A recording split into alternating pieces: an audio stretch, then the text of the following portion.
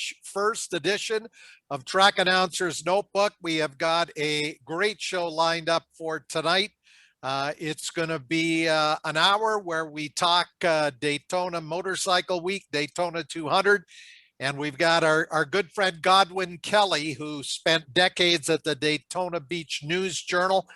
Whenever I got to the media center there at Daytona, Godwin would be one of the first smiling faces that I would see. And we'll get to our conversation with Kevin Elliott and Godwin Kelly over the next hour. But first up, as always, we've got our Nodell's notes. Stuart Nodell, what have we got on the schedule here for March 1st?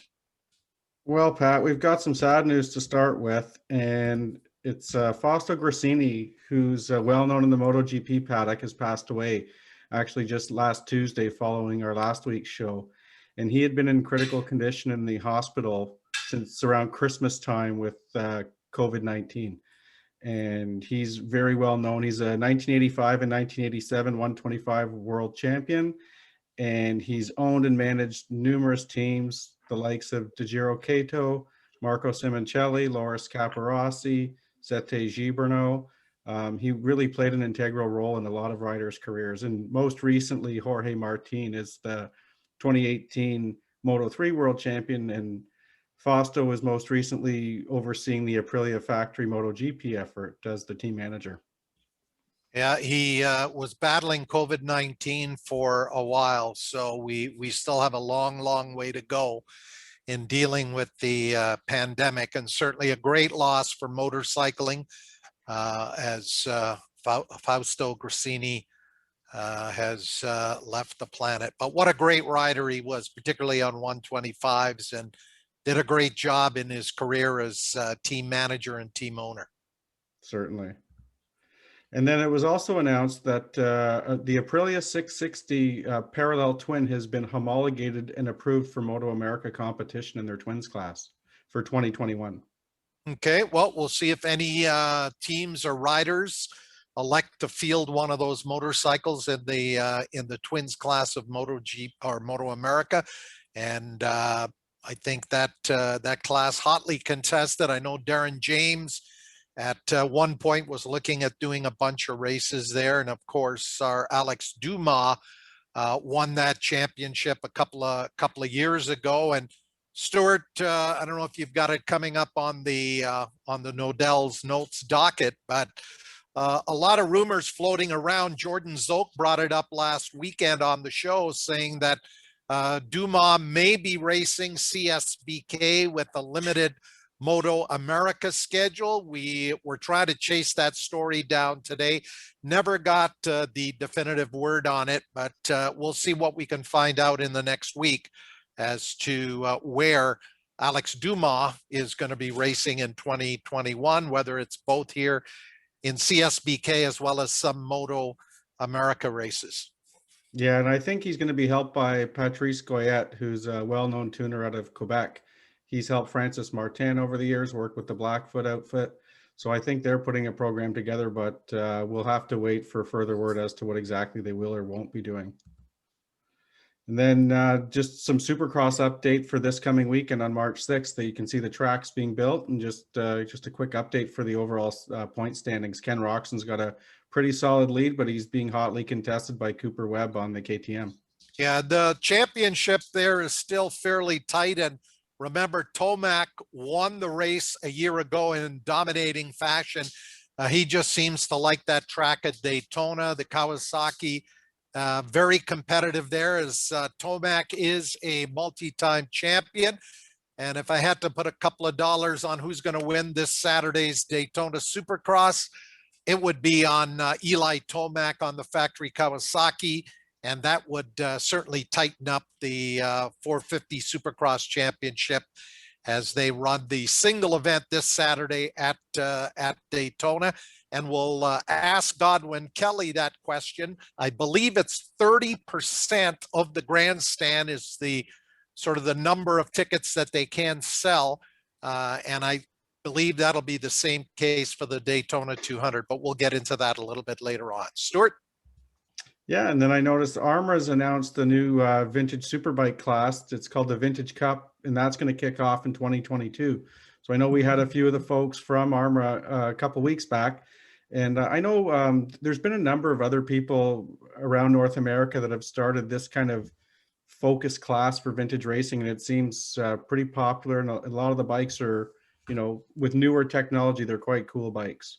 Yeah. Well, Moto America, I think, ran a similar class at their final race at Laguna Seca last year. I know Dean Rushton and others have looked at a similar class here in Canada. And I think one of the movers and shakers there is Arthur Kowitz, who's very much a part of the ARMA management. And Arthur, of course, was one of the early superbike campaigners back in the late 70s, early 80s. So no surprise there as ARMA looks to, open up some new classes. And I think this could be a winner. And I just received word from Pat Barnes that Darren James is looking for a 600 ride at Mosport for this upcoming summer. So I don't know if there's any 600s. Well, I think Pat has a Yamaha R6, so I don't know why Pat isn't filling that seat. I think maybe Pat should put Darren on his bike. And Stuart? Yeah, this segues into, there's going to be they had an official announcement that there's going to be a pro-only superbike round at Calabogie kicking off the year at June 4th and 5th, which is a Friday and Saturday at Calabogie. Right. So earlier, CSBK announced their 4 events kicking off with all of the classes at Grand Bend Motorplex on June 12 and 13. And then they'll also be racing at Calabogie in July, at the end of July, beginning of August, out to Atlantic Motorsport Park, and then the traditional middle of August finale at Canadian Tire Motorsport Park. So that is 4 events, double headers for most of the classes, but they have added these 2 superbike races.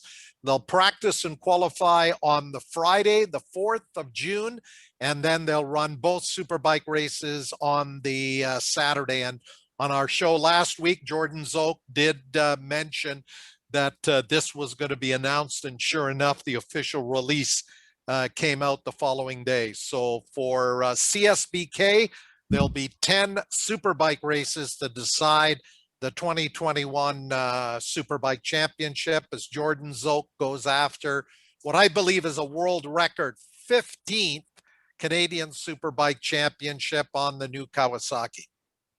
Yeah, that's true, Pat. And I've also been told that Darren James is also looking for a superbike ride, and maybe Jeff Williams BMW will be made available. That might be the Western Canadian rider Jeff was talking about, but we'll have to wait and see. And Okay. then I've got our list here, Pat. You can go through our special shows during Daytona Bike Week. Yeah, so normally we do our track announcers notebook shows, of course, Monday night, 8 to 9 p.m. Eastern. But for next week, since I'm going to be here in frigid Toronto and not going to Daytona for the first time since 1974, we decided to do a bit of a Daytona Bike Week marathon.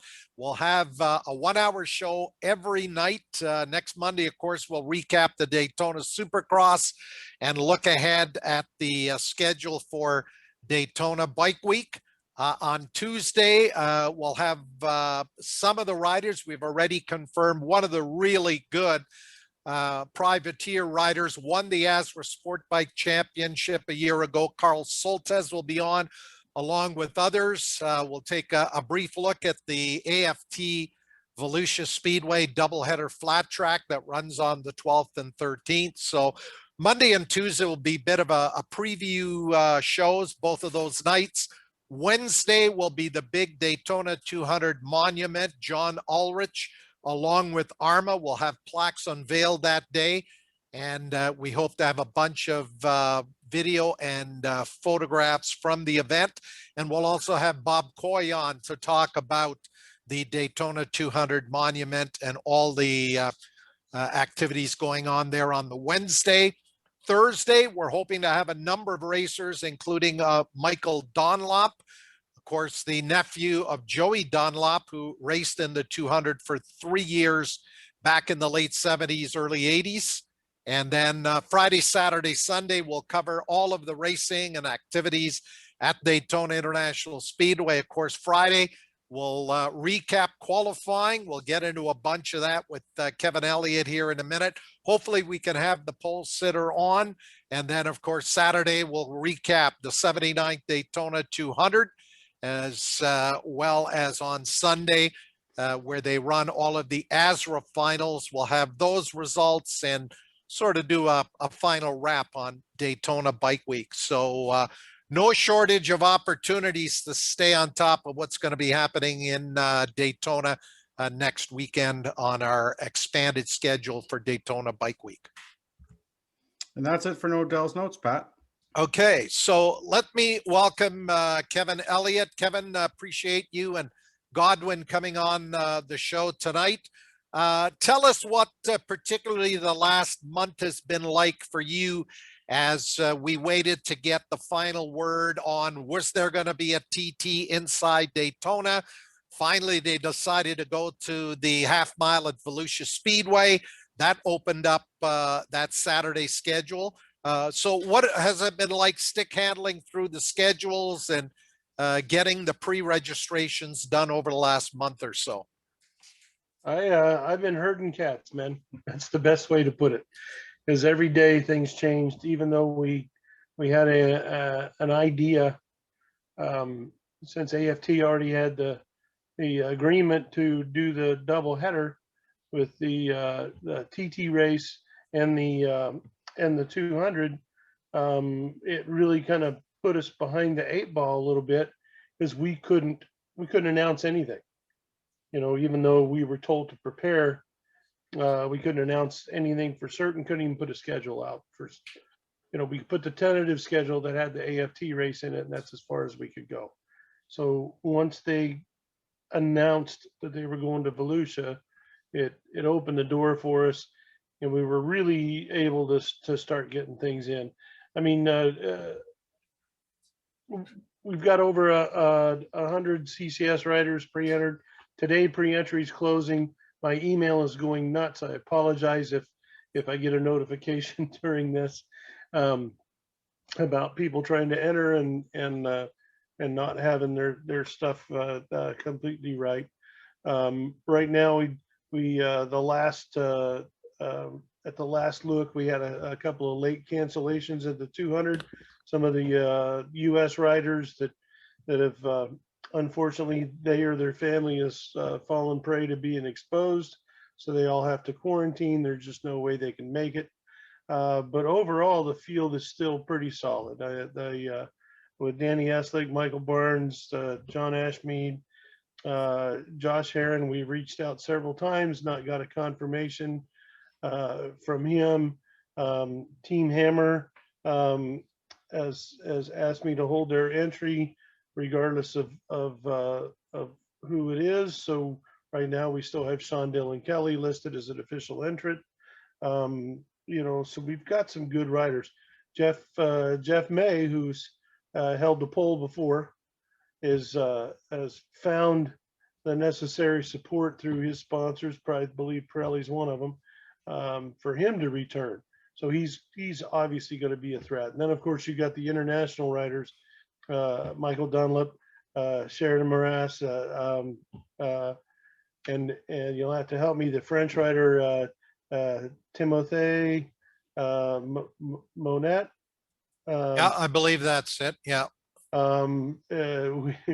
We have just had a really tough weekend trying to get his team their entry visas, and we finally figured out one of the problems with the Sheridan is he's got dual citizenship, and the other people of his crew are all citizens of Portugal. So that was pretty straightforward. So we're going through some last minute things to get them here. I believe the French team is going to be good. Michael Dunlop working with Alan Patterson's team, the one they normally field Yep. Ryan Patterson, but since Ryan couldn't make it and Michael Dunlop stepped in, I mean, couldn't be greater. So we got about 400 entries on the CCS side for pre-entries as of this morning. And of course, I spent my whole day working with those people. And the entry numbers for the 200, we've lost 3 or 4 local riders, but we also have riders in the wings, such as Jeff May and several others that have submitted entries today. So all that should shake out in the next 24 hours, and we should still have a record field, because even right now, last year we had 68 pre-entries, which was a record for us being the sanctioning body. Today we have 69 confirmed, and we have at least 2 more that are coming. So we're going to get over that 70 mark for pre-entry. And I don't know about you guys, but 70 bikes taken off at Daytona is pretty cool to me. Yeah, and Kevin, if you get a real good post entry, and you can post enter, I think up until the Saturday morning, you might get to that magical number of 80. If you do get, whether it's 75 or 80, are you going to go back to running 30, 30, and 20, or just a 2-wave start with 40 and then 35 or whatever is in that second wave? With changing the grid to 3x3, instead of the old 5 wide that you used to deal with changing the grid to 3x3, we're very comfortable with starting 40 motorcycles. So there's no reason not to just have one 2-wave start. You basically you start the race, then you send the second wave. So if you're in the top 40, you're in the first wave. If you qualify top 40, you're in the first wave, and the fun shall ensue, shall we say, as we start the second wave in on their heels. So is that going to be the case just for the 200, 3 riders per row, or are you using that for the ASRA and the CCS races as well? Just for the 200. For the ASRA classes, normally at 30 bikes, we make a break. We're not, while they're good qualified riders, we're just not comfortable sending 40 guys. So we make the break at 30, and however many waves we need to make there. Last few years, we've flirted with the 30, like 30 experts and in some of the classes. But the reality is we're usually around 30 expert, 25 experts and maybe 24, 26 amateurs, in the classes that we run combined. So we're very comfortable with where we're at, and as far as the CCS classes and how we break down the starts. So if basically if you're an expert, you're starting with all the experts. You don't have to overcome that 1/8 of a mile or whatever it is that you got to give up on a 2-wave start. So we're feeling pretty confident, and the quality of the field at almost every race we have is extraordinary, because we do have quite a few of the 200 competitors that are running ASRA races too. Right. How does the entry going into this bike week in CCS and ASRA compare to what you had a year ago? What if it's up? What kind of percentage is it up? It's not up. It's You about the same? It's really very, very close, and it's hard to say, because like a lot of people, I have spent my whole day with people who waited to the last minute to try to enter, because they knew they had time. They knew they had till 11 p.m. Eastern, to get their stuff in, and they waited. So after you get off the show here, you're going to be on the computer for another 2 or 3 hours getting in all those entries. I'm going to be on there at least another hour, Okay. answering emails and trying to get guys, make sure they're taken care of. And the biggest thing for us is, since we've gone to kind of an electronic registration, and we know things don't always go right, you hit the wrong button. Trust me, I do it a lot. We've got kind of a little cleanup time built in tomorrow morning to get back with a lot of these people and say, did you mean to do this? I mean, my favorite is the guy who entered a SB 650 in the 200. While the bike is legal, I'm really not thinking a Suzuki SV 650 should be out there with a screaming pack of 190 mile an hour 600s. So we talked to him and confirmed that that was a mistake. Kevin, we want to talk to you about a whole bunch of other stuff, but before we go to Godwin Kelly, when I went through the entry list today for the 200, Darren James, number 229, is still listed on there. Darren sent me a note about 3 weeks ago saying, I don't think I'm going to be able to get there. What is the official status as of today with pre-entries closing at 11 o'clock Eastern as to Darren James? And if he's not there, I think for the first time in ever, there's not going to be a Canadian rider in the Daytona 200. And I think that is sad. It's very sad, you know, and the frustrating thing for us is as we talked about, I've got at least 3 solid teams, you know, coming from Europe to compete, and yet our brothers to the north can't get here, you know, or if they can get here, they can't take the time off, you know, when they have to go back.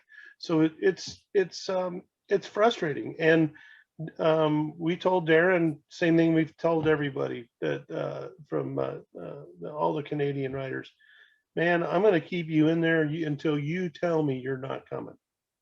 And then if they're not coming, we will work things out with them, whether they push their entry to next year, whether we refund them, whatever we have to do, because we really enjoy having them here. They're good, solid riders. They add to the show. I tell y'all what I know about the streaming, but then I'd have to, like, you know, the old adage, I'd tell you, but I'd have to kill you, because I'm still sworn to secrecy. All I know is I can tell you it's going to be live streamed, and I think they're still working on getting some delayed broadcast actually on cable over the air.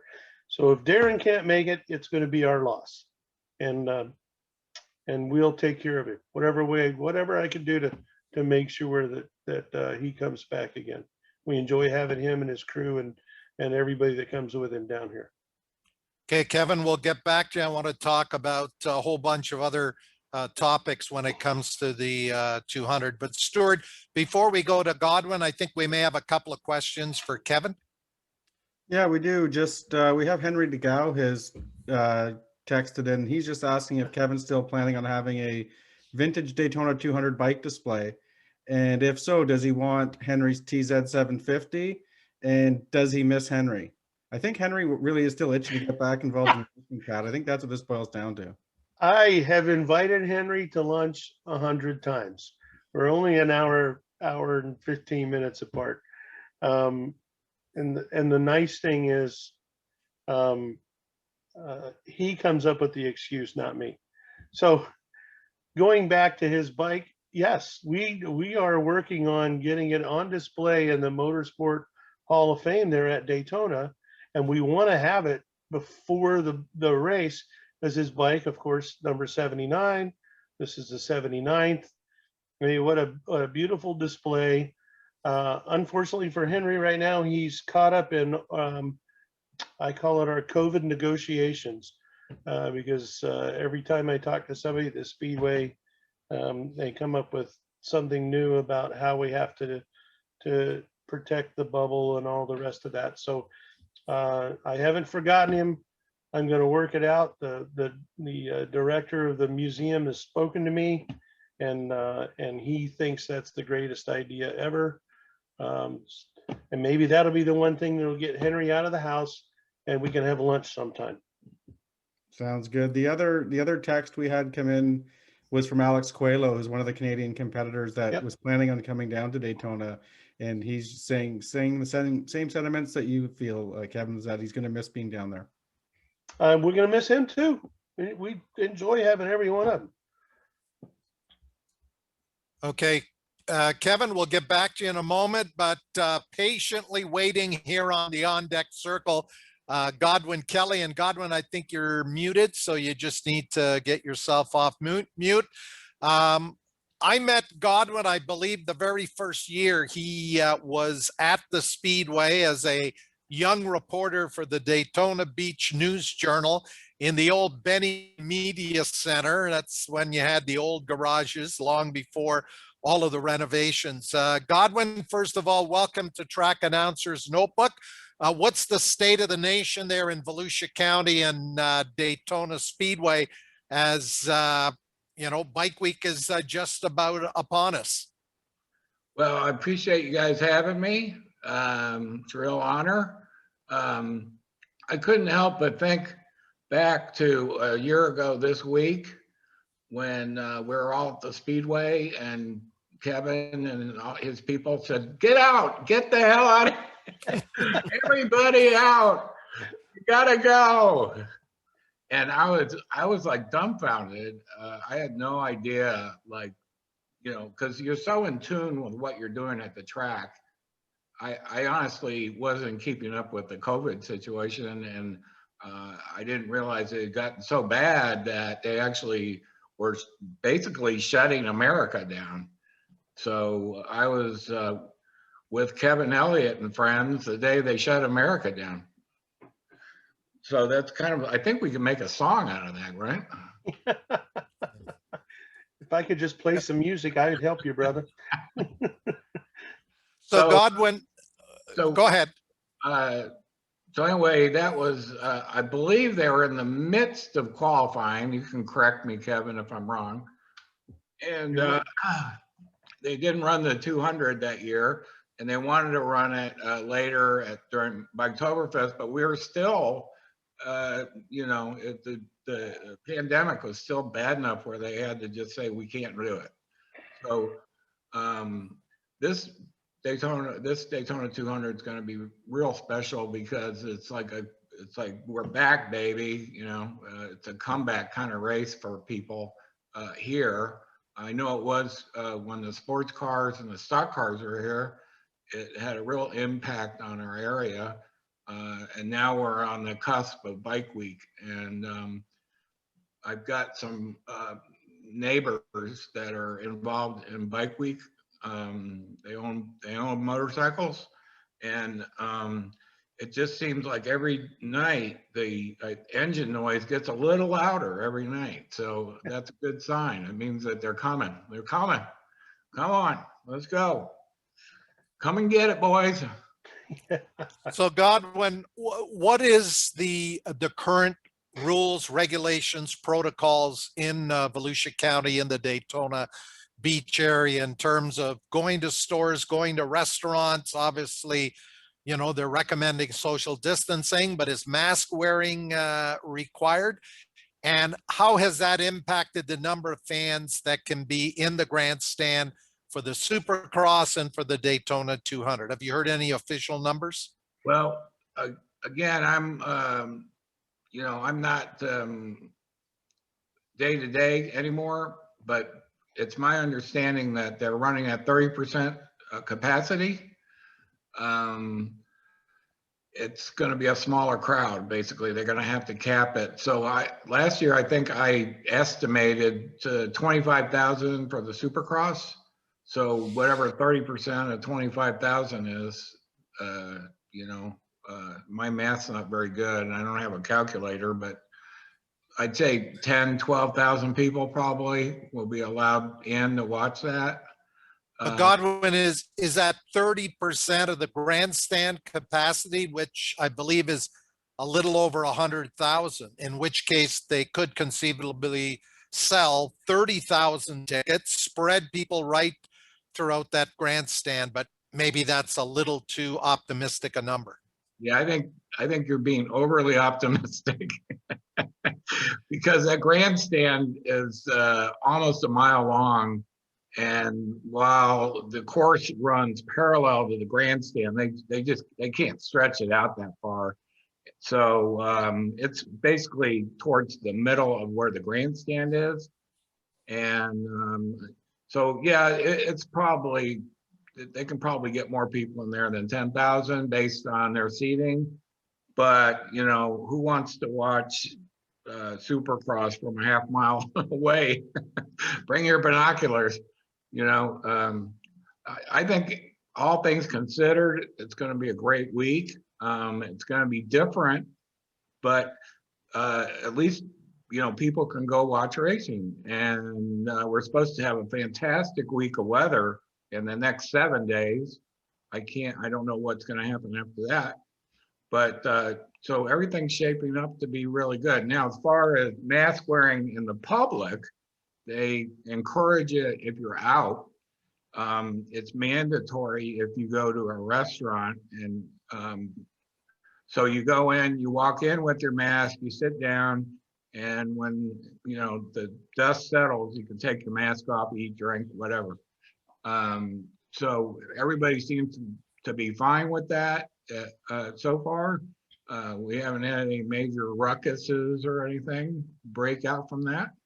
And everybody is, you know, the people on Main Street, the people at the Destination Daytona, I drove by there today. They've got all their tents up. If you don't know where that is, it's a little north of Daytona on 95. And so they're gearing up. They're going to have concerts. They're going to have food, drinks, you know, bikes out the wazoo, man. It's going to be, and with this bad winter we've had, usually that's a barometer for like people that live in the northern states. Like, get me the hell out of here. I know it is. We know the feeling. Yeah, that's what I was going to say. If you're from Canada, you know, you want to get the hell out of there and come to Daytona for a week. I mean, that's, you know, that's like a godsend. So Yeah. I think we're going to get a lot of pent up, you know, excitement coming down this way on two wheels. Yeah. Well, we'd love to do it, but 2 times 14-day quarantines. I think we need 5 weeks to come down there for 3 days of road racing. So we'll have to skip a year and look forward to the 80th Daytona 200 in 2022, which I'm sure is going to be an event with all, as you said, the pent-up demand. Godwin, you first covered the Daytona 200 in 1979 when a racer from Dalton, Georgia, by the name of Dale Siglinton with Elmer the Pig showed up at Daytona. What do you remember of your very first Daytona 200 and Singleton and his piglet? You know, it just, I was really new and young, and I think I lost some brain cells. But I believe the second time he won it, I was more in tune with the motorcycle racing, and you know, it was fantastic to see a privateer win the Daytona 200 at any point. It was extremely rare up until, you know, 5, 6, 7 years ago.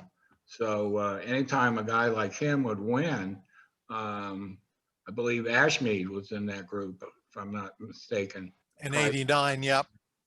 So anytime you had a privateer win, it was like a super special big deal. And then to have Singletary win twice as a privateer, I believe, if my math's right, my history is correct. 79 and 81. Yeah, that was incredible. And he was best friends with a guy here named Panch, and it was Marvin Panch's son. And you know, Panch was a stock car racer, and but anyway, I'm getting off course here. I've seen some incredible things during my time covering the Daytona 200, just eye-popping, you know, finishes that are incredible because of that drafting effect. I don't know how many tracks have that sort of thing, but to see a guy like running 10th coming out of Speedway turn 4 and then passing 9 bikes and winning the race, especially on those like twin races where they create such a big air pocket. I mean, it just blows your mind. And it happens like year after year after year after year. People that haven't been there need to go and watch this stuff. Okay, Godwin, we'll get back to you on a couple of other topics we want to cover. But Kevin Elliott, let's talk about the staff and the crew and the volunteers that you have to assemble to run these 3 days of racing. How many ASRA CCS staff members are you bringing to the Speedway? And then, of course, corner workers. I know you usually get a contingent down from Canada. That's probably not happening this year. Have there been any issues in assembling the Daytona safety crew to man all of the corners? Well, first, let me clarify. It's been probably 10 years since we had true volunteers working. Everybody, it's just got so expensive. We have to compensate everybody. So the corner staff that show up, we need 27. We take 32 because people get sick, and people get hurt. Things happen. They can't stay. So we had 52 people trying to fill the 32 spots this year. Last year we had 70 people. So it's really taken a hit that way.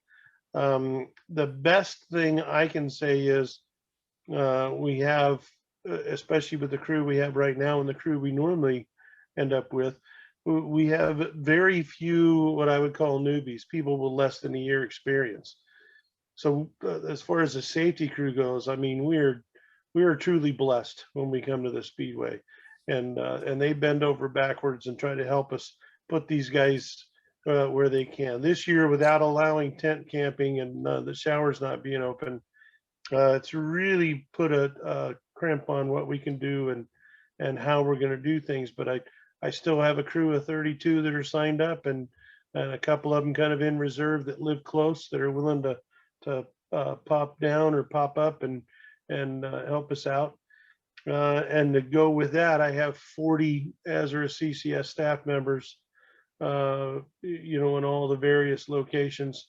So we got a lot of people, and it's truly amazing that the talented people that I have and what they do for a real living, because most of them for me are part-time people. There's only 3 full-time people in the ASRA CCS office, and everybody else works as we call it, non-employee compensated now, instead of however you want to put it.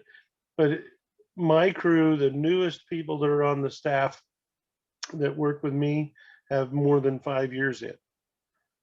I've got some guys like Don Abbott's been here since the very first day that CCS ran in 1984.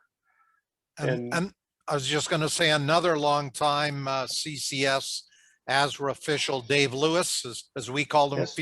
Field Marshal Lewis, who patrols pit road and get the guys out of the pre-grid and out for whatever the next session is on the racetrack. I've known Dave a long, long time, and he is as dedicated and passionate about motorcycle racing as anybody I've ever met.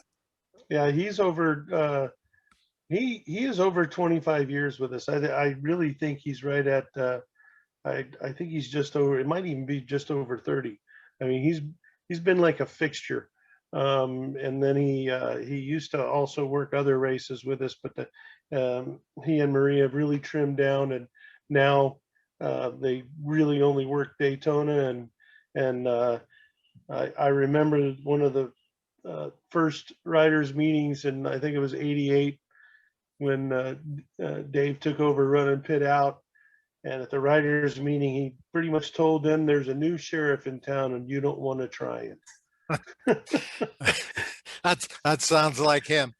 Kevin, the Friday schedule for qualifying, 25-minute timed practice, which I guess is being timed, obviously. So in case you did need to revert back to that to set the grid, you would. But then spaced out through the day, 3 25-minute qualifying sessions. So different riders will attack that schedule differently, use maybe that first qualifying session as more of a second practice, And Yes. then in terms of the qualifying time, are you still dealing with a rider's got to run 115% of the pole time to make Yes. the field? Yes. Okay, Regardless- and is there any provisions for a top rider who maybe has a problem in qualifying with the bike that he could be moved in there to the back of the grid as a provisional starter? Is that available in? That is one of the reasons we run that timed practice in the morning, because we've had that where a guy has run a time that would put him in the field, and then something happens in the first qualifying session, something breaks, God forbid the guy crashed, or the girl, and they couldn't make the qualifying sessions, but we could go back and say, this is why we're adding them to the back of the field, because they proved during an official session they could run the lap time within the percentage to make the field. If we don't have that time either in one of the recognized 200 sessions, or even in one of the ASRA CCS sessions, if we can't find a time somewhere that puts them in the field, we just can't do it. There needs to be something to back it up. So we've only had a couple of those that crashed in the morning session before they scored times, and then we just had to take them off the grid. Okay, another question. Is there a speed limit on pit road, or no speed limit at all? No speed limit. Fast riders stay all the way to the right. Slow riders, you need to look, and the team needs to look. It's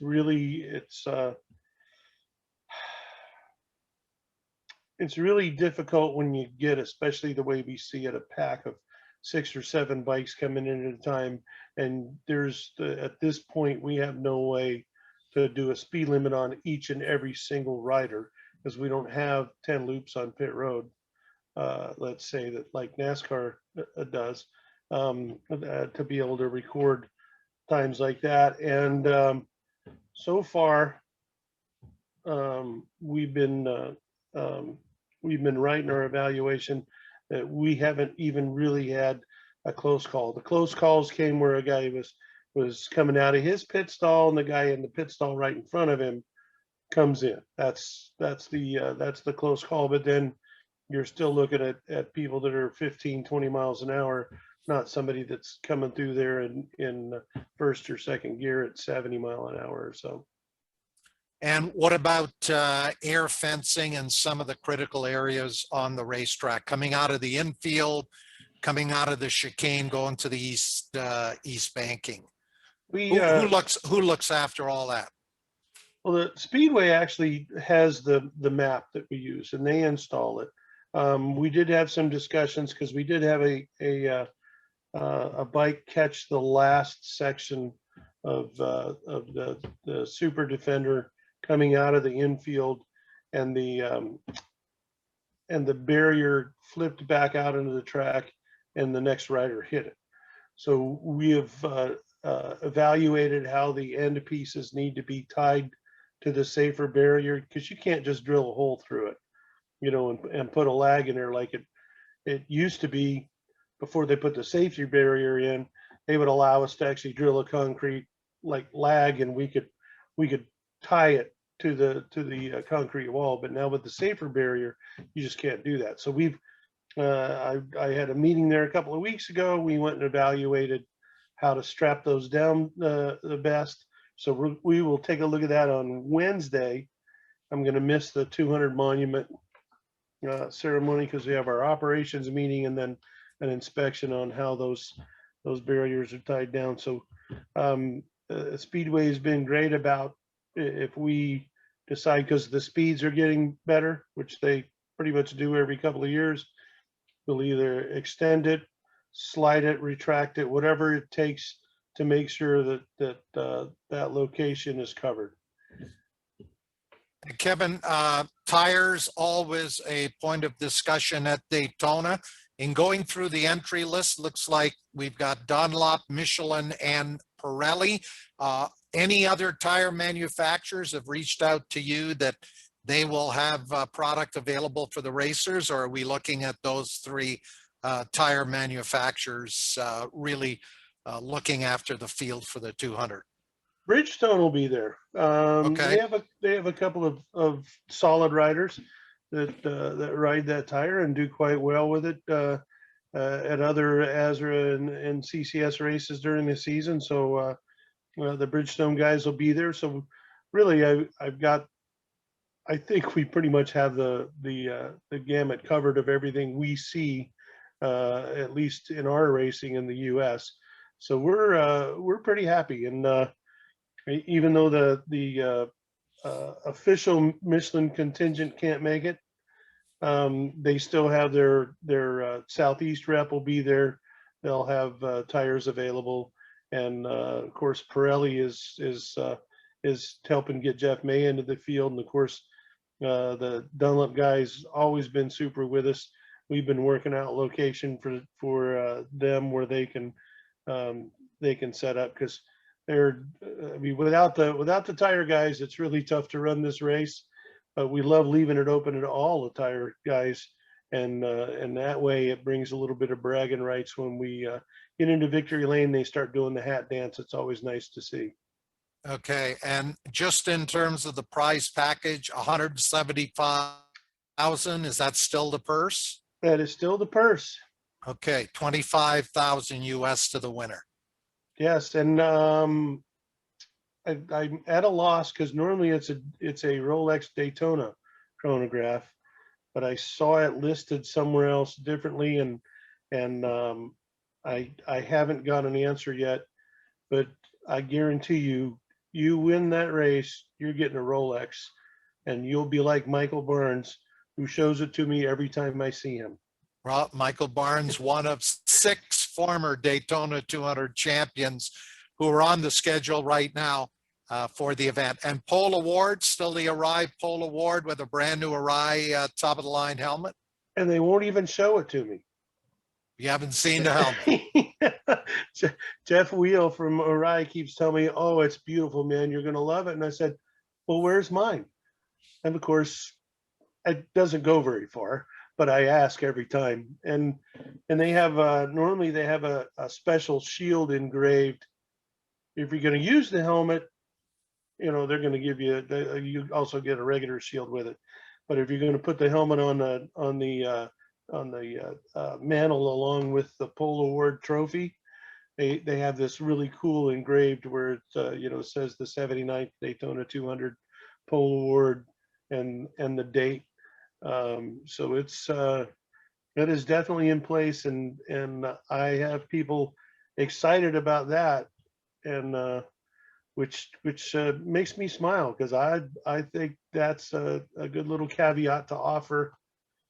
You know, maybe that privateer that could just wick it up that extra little bit that and then he can always say he was a pole winner at Daytona, which Sean Dillon Kelly has the record for being the youngest pole winner, and he is quite pleased with the trophy and the helmet he got.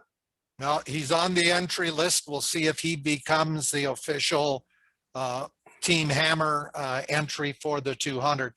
I want to get back to Godwin Kelly, but Stuart, looks like we may have a couple of other questions or comments for either Godwin or Kevin.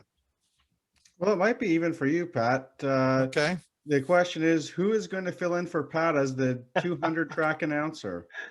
Well, my good friend Eric Tritko, who always comes up for the CSBK round at Canadian Tire Motorsport Park, he filled in for me a couple of years ago in October when I wasn't able to make it down there. Eric has worked with Richard Chambers before, and Kevin, I know there was some talk that your paddock announcer, Mr. Graham, might pick up the position on pit road for the 200 to work with Eric and Richard. I mean, that's unofficial. I think they're still trying to get that all confirmed with the people at Daytona International Speedway. But rest assured, there'll be quality public address announcing. Eric's a great announcer, a former racer, and we've worked with him many, many times at Canadian Tire Motorsport Park. Stuart, anything else before we check in here with Godwin again? No, you go ahead, Pat. We're all clear in the Q&A queue. Okay, Godwin, I think you're still on mute. If you can just click off, there we go. Godwin, you said you're not going to be anywhere near the Speedway next week. As you think back over the decades of spending a whole week there, some of the characters and racers that you've written articles and stories on, what are a couple, as you look back on your tenure there for the Daytona Beach News Journal, that really stick out in your mind? Who were the real characters that you wrote about? First of all, let me get the record straight here. Kevin Elliott's not banning me from it. No, come on. I retired in December, and I've got a young guy named Zach Dean that's going to be doing what I did for 40 years. So you guys need to be nice to him, all right? He's a baby. He's just learning this stuff. I had to tell him, he wrote a story earlier this week, and I had to say, they're not drivers, they're riders. You'll straighten them out. Yeah. So, but anyway, as far as crazy stuff happening, one of my favorite things ever during Bike Week was a column I did on Matt Mladen. Does anybody here remember Matt Mladen? Oh, we do. How could you forget him? So I did a story. I approached his PR team and I said, I want to do a story about why Matt Mladen doesn't want anybody to do a story about him. Because he famously didn't get along with the media that well. So I sat with him for like a half an hour, and he told me, he step by step told me why he didn't like dealing with media. And I wrote the story. It was a column. I wrote the column and it ran the next day. And I saw him in the garage area. He gave me 2 thumbs up. He goes, "That's the best story ever." And then What did you write about, Matt? He never would talk to me again. So that was interesting. I think the fact that one of my favorite riders of all time, and it's not because he's current, that's just the way it is Danny Esslick. Danny Esslick is, I think he's like the real deal. He's like, he'd be like the Chase Elliott, I guess. People just naturally gravitate to him. He's got that charisma. And so if you think about it, he won the Daytona 200 2 times, and then he had to sit a year out, and then he came back and he won it 2 times. And last year he sat it out. So if we go on the Esslick schedule, he's going to win the Daytona 200 and become the third 5-time? Yeah. Third 5-time winner. Yes. So if you want to see history made, head out there and watch that 200. Okay, there you hear it. Our first prediction, Godwin Kelly going out on a limb. TOBC's Danny Esslick, who's won it on a Triumph. He's won it on a Suzuki, and his last 2 wins have come on a Yamaha. I think he's back on a Yamaha this year. I think that might be a record. I don't think Russell or Duhamel won on 3 different brands. But Godwin, if this was a horse race, I think Danny Esslick might be the 5-2 morning line favorite. But it's not going to be easy. There are a deep field of riders, some very talented privateers. As I said, 5 former winners, and of course Ashmead. He's got the mileage record, and he's going to be looking to add to that on March the 13th. Godwin, what as you look back over the years and all of the various stories that you've covered, which of those riders that you've covered so far, Duhamel, Russell, maybe somebody else who didn't win 5 Daytona 200s, that you look back on and say, hey, that was just an incredible person and talent? Yeah, I'll tell you what, it's hard to like just point one guy out because there's so many of these guys, you know. So I can't do that, but I can't because I would be taking away if I left one name off of this long list, then I'd kick myself after the show's over. So, but I can tell you that there's some really talented and nice, and they're nice. You know, that's the thing. Other than Matt, and I had some problems with Eddie Lawson. That shows you how far back I go. Eddie Lawson. So you know, really nice, very talented. You couldn't pay me $1 million to do what they do.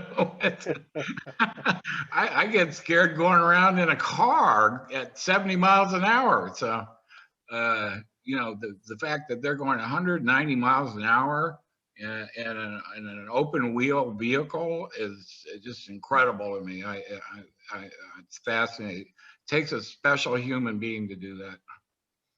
Okay, Godwin, like to thank you for joining us tonight, and maybe we'll drag you back on next weekend on one of our Daytona 200 Motorcycle Week shows to get your impression as to what's been happening, not necessarily at the racetrack, but in and around town, maybe up at Destination Daytona.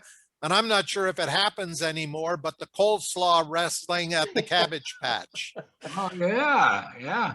Kevin, I haven't gotten an update on that yet. That was one of the top things to do during Bike Week over the years. yeah. Okay, Godwin, we'll get back to you. Kevin, as you look ahead to next week, when do you and the CCS ASRA staff actually get to Daytona? The majority of us get there on Wednesday for the operations meeting and the setup. That way on Thursday, we hit the ground running with the registration and move into the garages and everything. So it's once Monday gets here, pretty much it's 24/7 Daytona 200.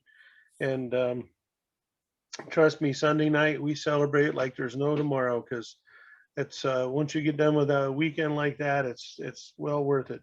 And Godwin Kelly, you are welcome anytime you want to come hang out. You're always one of the nicest people. And when we took over doing the 200, he was the only one that asked me intelligent questions about how FUBARD it was going to be trying to live up to all these old expectations. And I always enjoyed my time with you. Congratulations on a long career, and you better not be a stranger. That's all I could say to you. I expect you to take a selfie with my picture that's hanging in the media center. If I don't see a selfie, I'll be pissed. All right? Just saying.